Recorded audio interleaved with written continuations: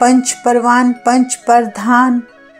जिन्हां मनुखां दी लगन प्रभु नाम विच जुड़ी रहिंदी है, ਉਹ मनुख संसार विच मन्ने जांदे हन अते सबना दे मुखी हुंदे हन। पंचे पावे दरगह मान, रब दे दरबार विच भी ਉਹ मनुख आदर पांदे हन। पंचे सोहे दर राजान, राज दरबार विच भी ਉਹ पंच जन शोभा पांदे हन। पंचां का गुर एक ध्यान, उन्हां पंचां दी सूरत गुर शब्द विच ही रहिंदी है, यानी उन्हां दी सूरत दा निशाना केवल एक गुरु ही है।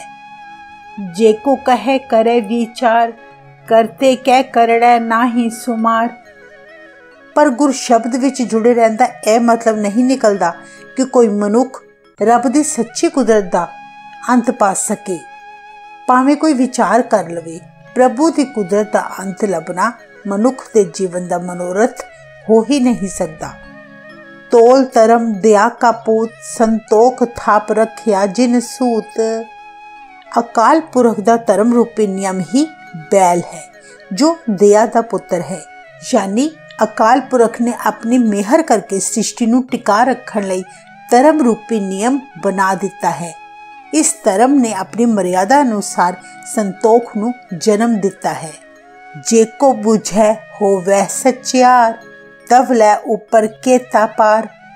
जे कोई मनुख इस विचार नूं समझ ले तो वह इस जोग हो जाता है कि उसके अंदर निरंकार दा प्रकाश हो जाए कि बैल उत्ते धरती दा किन्ना कु बेअंत पार है। वह विचारा इन्ने पार नूं किवें चुक सकता है। धरती होर पर है होर।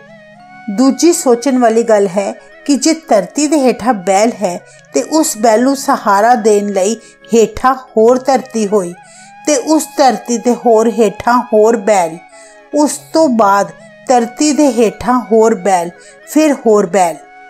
तिसते पार तले कमण जोर। इसे तरह अखीरले बैल तो पार चुकण लई उसदे हेठा केड़ा आसरा होवेगा।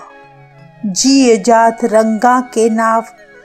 जगत विच कई जातां, कई किस्मां दे ते कई नाम दे जीव हन।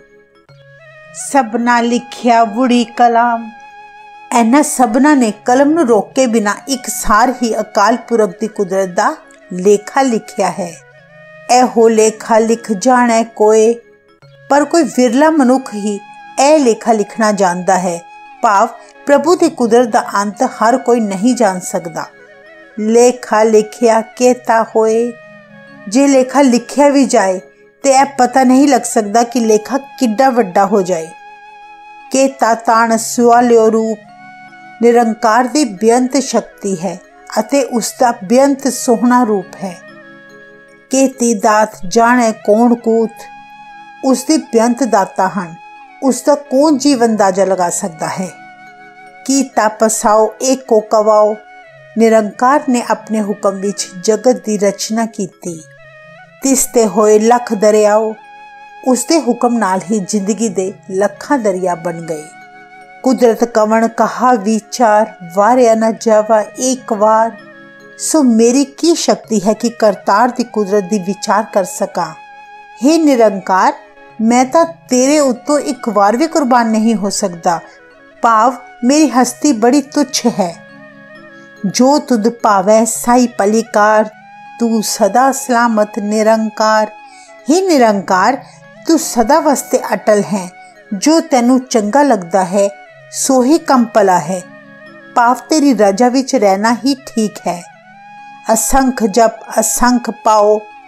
निरंकार दी कुदरत विच अणगिनत जीव जप करते हैं। बेअंत जीव दूजे जीवां नाल प्रेम भाव रखते हैं। असंख पूजा असंख तपताओ। अनगिनत जीव पूजा करते हैं अते अनगिनत तप साधना करते हैं। असंख ग्रंथ मुख वेद पाठ। बेअंत जीव वेदां ते धार्मिक ग्रंथां दे पाठ अपने मुँहों कर रहे हैं। असंख जोग मन रहे उदास। अनगिनत मनुख जोग साधना करते हैं अते अपने मन विचों माया तो बचे रहते हैं। असंख भगत गुण ज्ञान विचार। निरंकार दी रचना विच अनगिनत भगत हैं जो निरंकार दे गुणा अते ज्ञान दी विचार करते हैं। असंख सती असंख दातार। अनेकों जीव सच्चे धर्म ते चलण वाले हैं ਅਤੇ ਅਨੇਕ ਜੀਵ ਦਾਤਾ ਦੇਣ ਵਾਲੇ ਹਨ। ਅਸੰਖ ਸੂਰ ਮੋਹ ਭਖ ਸਾਰ। ਨਿਰੰਕਾਰ ਦੀ ਰਚਨਾ ਵਿੱਚ ਅਸੰਖ ਸੂਰਮੇ ਹਨ ਜੋ ਆਪਣੇ ਮੂੰਹਾਂ ਉੱਤੇ ਸ਼ਸਤਰਾਂ ਦੇ ਵਾਰ ਸਹਿੰਦੇ ਹਨ। ਅਸੰਖ ਮੌਨ ਲਿਵ ਲਾਏ ਤਾਰ। ਅਨੇਕਾਂ ਮੌਨ ਧਾਰੀ ਜੀਵ ਇੱਕ ਤਾਰ ਸਮਾਧੀ ਲਾ ਕੇ ਬੈਠੇ ਹਨ। ਕੁਦਰਤ ਕਵਣ ਕਹਾ ਵਿਚਾਰ, ਵਾਰਿਆ ਨ ਜਾਵਾ ਇੱਕ ਵਾਰ।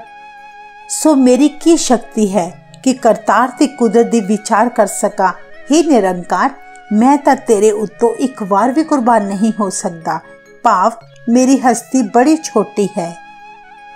ਜੋ ਤੁਧ ਪਾਵੈ ਸਾਈ ਪਲਿਕਾਰ, ਤੂੰ ਸਦਾ ਸਲਾਮਤ ਨਿਰੰਕਾਰ। हे ਨਿਰੰਕਾਰ, ਤੂੰ ਸਦਾ ਵਾਸਤੇ ਅਟਲ ਹੈ। ਜੋ ਤੈਨੂੰ ਚੰਗਾ ਲੱਗਦਾ ਹੈ ਸੋ ਕੰਮ ਭਲਾ ਹੈ। ਭਾਵ ਤੇਰੀ ਰਜਾ ਵਿੱਚ ਰਹਿਣਾ ਹੀ ਠੀਕ ਹੈ। ਅਸੰਖ ਮੂਰਖ ਅੰਧ ਘੋਰ। ਰੱਬ ਦੀ ਕੁਦਰਤ ਵਿੱਚ ਅਨੇਕੋਂ ਹੀ ਮਹਾਮੂਰਖ ਜੀਵ ਹਨ ਜੋ ਅਗਿਆਨਤਾ ਦੇ ਕੋਰ ਹਨੇਰੇ ਵਿੱਚ ਘੁੰਮਦੇ ਹਨ, ਜਿਨ੍ਹਾਂ ਨੂੰ ਰੱਬ ਦੇ ਨਾਮ ਦਾ ਚੇਤਾ ਹੀ ਨਹੀਂ। ਅਸੰਖ ਚੋਰ ਹਰਾਮ ਖੋਰ। ਅਨੇਕੋਂ ਹੀ ਚੋਰ ਹਨ ਜੋ ਪਰਾਇਆ ਧਨ ਤੇ ਮਾਲ ਚੁਰਾ ਕੇ ਵਰਤ ਰਹੇ ਹਨ। ਅਸੰਖ ਅਮਰ ਕਰਜਾ ਹੈ ਜੋਰ। ਅਨੇਕਾਂ ਹੀ ਜੀਵ ਦੂਜਿਆਂ ਤੇ ਆਪਣਾ ਹੁਕਮ ਅਤੇ ਧੱਕੇਸ਼ਾਹੀ ਕਰ ਕਰਕੇ ਅੰਤ ਨੂੰ ਇਸ ਸੰਸਾਰ ਤੋਂ ਚਲੇ ਜਾਂਦੇ ਹਨ। ਅਸੰਖ ਗਲਵਡ ਹੱਤਿਆ ਕਮਾਹੇ। ਅਨੇਕਾਂ ਹੀ ਜੀਵ ਦੂਜਿਆਂ ਦੇ ਗਲੇ ਵੱਢ ਕੇ ਹੱਤਿਆ ਦਾ ਪਾਪ ਕਮਾਉਂਦੇ ਹਨ। ਅਸੰਖ ਪਾਪੀ ਪਾਪ ਕਰ ਜਾਹੇ। ਅਨੇਕਾਂ ਹੀ ਪਾਪ ਕਰ ਕਰਕੇ ਇਸ ਜਗਤ ਤੋਂ ਤੁਰ ਜਾਂਦੇ ਹਨ। ਅਸੰਖ ਕੂੜਿਆਰ ਕੂੜੇ ਫਿਰਾਹੇ। ਅਨੇਕਾਂ ਹੀ ਝੂਠ ਬੋਲਣ ਵਾਲੇ ਮਨੁੱਖ ਝੂਠ ਵਿੱਚ ਹੀ ਰੁੱਝੇ ਪਏ ਹਨ। ਅਸੰਖ ਮਲੇਛ ਮਲ ਪੱਖ ਖਾਏ। ਅਨੇਕਾਂ ਹੀ ਖੋਟੀ ਬੁੱਧੀ ਵਾਲੇ ਮਨੁੱਖ ਜੋ ਸਦਾ ਹੀ ਹਰਾਮ ਧੋਖਾ ਝੂਠ ਦਾ ਹੀ ਭੋਜਨ ਕਰਦੇ ਹਨ। ਅਸੰਖ ਨਿੰਦਕ ਸਿਰ ਕਰ ਹੈ ਭਾਰ। ਅਨੇਕਾਂ ਹੀ ਨਿੰਦਕ ਜੋ ਸੱਚ ਦਾ ਵਿਰੋਧ ਕਰਦੇ ਹਨ ਤੇ ਆਪਣੇ ਸਿਰ ਤੇ ਨਿੰਦਾ ਦਾ ਭਾਰ ਚੁੱਕਦੇ ਹਨ, ਯਾਨੀ ਦੂਜਿਆਂ ਜੀਵਾਂ ਦੀ ਨਿੰਦਾ ਕਰਦੇ ਹਨ। ਨਾਨਕ ਨੀਚ ਕਹਿ ਵਿਚਾਰ, ਵਾਰਿਆ ਨ ਜਾਵਾ ਇੱਕ ਵਾਰ। ਨਾਨਕ ਦੇਵ ਜੀ ਆਪਣੇ ਆਪ ਨੂੰ ਸੰਬੋਧਨ ਕਰਦੇ ਹੋਏ ਕਹਿੰਦੇ ਹਨ, हे ਅਕਾਲ ਪੁਰਖ, ਅਨੇਕਾਂ ਜੀਵ ਹੋਰ ਕੁਕਰਮਾਂ ਵਿੱਚ ਫਸੇ ਹਨ। ਮੇਰੀ ਐਨੀ ਕੀ ਸ਼ਕਤੀ ਜੋ ਤੇਰੀ ਕੁਦਰਤ ਦੀ ਵਿਚਾਰ ਕਰ ਸਕਾਂ। ਮੈਂ ਤੇਰੇ ਤੋਂ ਇੱਕ ਵਾਰ ਵੀ ਕੁਰਬਾਨ ਨਹੀਂ ਹੋ ਸਕਦਾ। ਭਾਵ ਮੇਰੀ ਹਸਤੀ ਬੜੀ ਛੋਟੀ ਹੈ। ਜੋ ਤੁਧ ਪਾਵੇ ਸਾਈ ਪਲਿਕਾਰ, ਤੂੰ ਸਦਾ ਸਲਾਮਤ ਨਿਰੰਕਾਰ। हे ਨਿਰੰਕਾਰ, ਤੂੰ ਸਦਾ ਵਾਸਤੇ ਅਟਲ ਹੈ। ਜੋ ਤੈਨੂੰ ਚੰਗਾ ਲੱਗਦਾ ਹੈ ਸੋ ਕੰਮ ਭਲਾ ਹੈ। ਭਾਵ ਤੇਰੀ ਰਜਾ ਵਿੱਚ ਰਹਿਣਾ ਹੀ ਠੀਕ ਹੈ। ਅਸੰਖ ਨਾਵ ਅਸੰਖ ਥਾਵ। ਕੁਦਰਤ ਦੇ ਅਨੇਕ ਜੀਵਾਂ ਤੇ ਬੇਅੰਤ ਪਦਾਰਥਾਂ ਦੇ ਅਨੇਕਾਂ ਹੀ ਨਾਮ ਹਨ ਅਤੇ ਅਨੇਕਾਂ ਹੀ ਉਹਨਾਂ ਦੇ ਠਿਕਾਣੇ ਹਨ। ਅਗਮ ਅਗਮ ਅਸੰਖ ਲੋ। ਇਸ ਜਗਤ ਵਿੱਚ ਅਨੇਕਾਂ ਹੀ ਲੋਕ ਅਤੇ ਭਵਨ ਹਨ ਜਿਨ੍ਹਾਂ ਤੱਕ ਮਨੁੱਖ ਦੀ ਪਹੁੰਚ ਹੀ ਨਹੀਂ ਹੋ ਸਕਦੀ। ਅਸੰਖ ਕਹਿ ਹੈ ਸਿਰ ਪਾਰ ਹੋਏ। ਪਰ ਜੋ ਮਨੁੱਖ ਕੁਦਰਤ ਦਾ ਲੇਖਾ ਕਰਨ ਵਾਲੇ ਅਸੰਖ ਸ਼ਬਦ ਆਖਦੇ ਹਨ, ਉਹਨਾਂ ਦੇ ਸਿਰ ਉੱਤੇ ਵੀ ਪਾਰ ਹੁੰਦਾ ਹੈ, ਯਾਨੀ ਉਹ ਵੀ ਪੁੱਲ ਕਰਦੇ ਹਨ। ਅਸੰਖ ਸ਼ਬਦ ਵੀ ਕਾਫੀ ਨਹੀਂ ਹੈ। ਅਖਰੀ ਨਾਮ ਅਖਰੀ ਸਾਲਾਹ। ਅਕਾਲ ਪੁਰਖ ਦਾ ਨਾਮ ਵੀ ਅੱਖਰਾਂ ਦੇ ਰਾਹੀਂ ਲਿਆ ਜਾ ਸਕਦਾ ਹੈ। ਉਸ ਦੀ ਸਿਫਤ ਸਲਾਹ ਵੀ ਅੱਖਰਾਂ ਦੇ ਰਾਹੀਂ ਕੀਤੀ ਜਾ ਸਕਦੀ ਹੈ। ਅਖਰੀ ਗਿਆਨ ਗੀਤ ਗੁਣ ਗਾ। ਅਕਾਲ ਪੁਰਖ ਦਾ ਗਿਆਨ ਵੀ ਅੱਖਰਾਂ ਦੇ ਰਾਹੀਂ ਵਿਚਾਰਿਆ ਜਾ ਸਕਦਾ ਹੈ। ਅੱਖਰਾਂ ਦੇ ਰਾਹੀਂ ਹੀ ਉਸ ਦੇ ਗੀਤ ਤੇ ਗੁਣ ਗਾਏ ਜਾ ਸਕਦੇ ਹਨ। ਅਖਰੀ ਲਿਖਣ ਬੋਲਣ ਬਾਣ। ਬੋਲੀ ਦਾ ਲਿਖਣਾ ਅਤੇ ਬੋਲਣਾ ਵੀ ਅੱਖਰਾਂ ਰਾਹੀਂ ਦੱਸਿਆ ਜਾ ਸਕਦਾ ਹੈ। ਅੱਖਰਾਂ ਸਿਰ ਸੰਜੋਗ ਵਖਾਣ।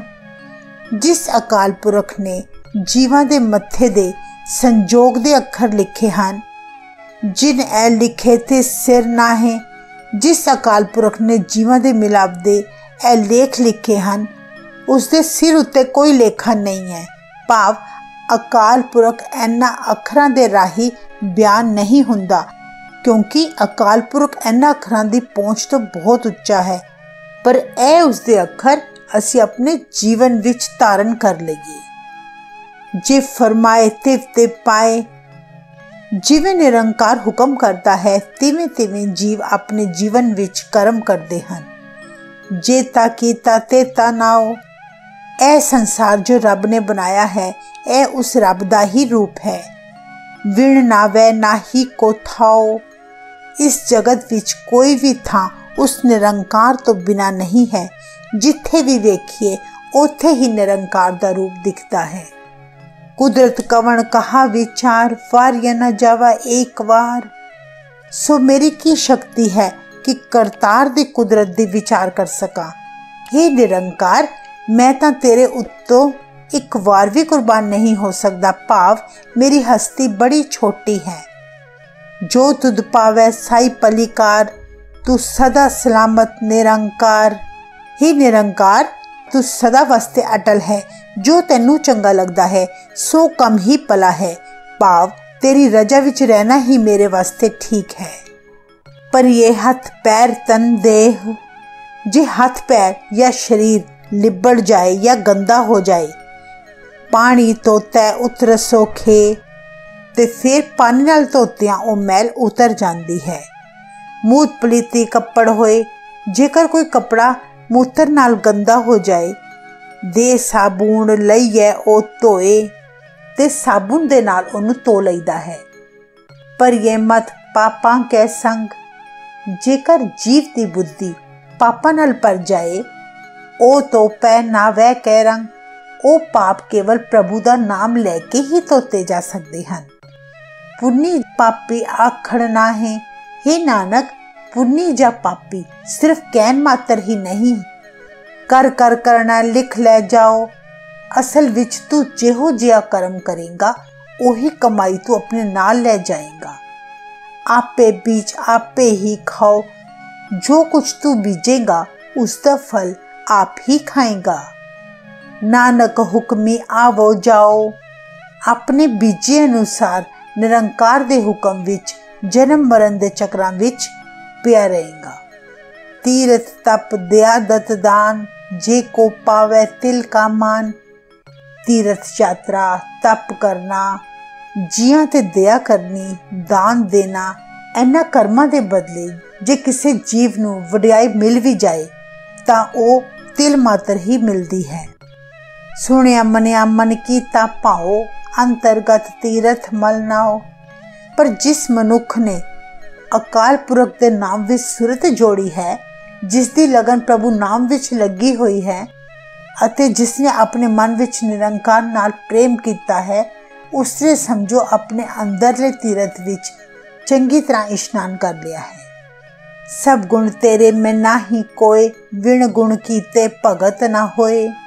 हे निरंकार जे तू आप अपने गुण मेरे विच पैदा ना करे तब मेरे तो तेरी भक्ति नहीं हो सकती।